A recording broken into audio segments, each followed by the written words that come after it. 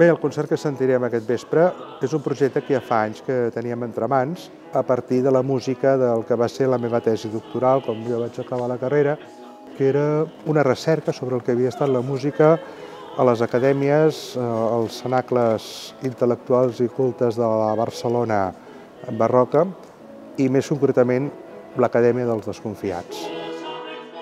Però sobretot és el veure com la música, dins d'aquesta època que no hi havia ni ràdio, ni internet, ni televisió, ni CDs, paradoxalment estava més present dins dels actes socials del que pot estar-ho avui dia.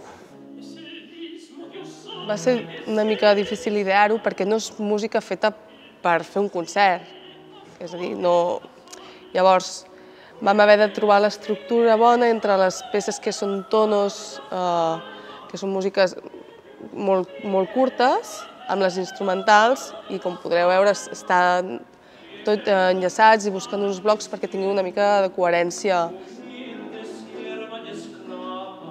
Al·legoria Ensemble i Ensemble Meridien són dos grups que crec que es complementen molt. Nosaltres portem el baix continu, ells porten la corda, en aquest cas també l'orgue. Són dos grups que han estat necessaris per poder portar a terme aquest projecte. Jo crec que en aquests moments a Catalunya hi ha una bona revifada del que és la música barroca i esperem que sigui per llarg, doncs.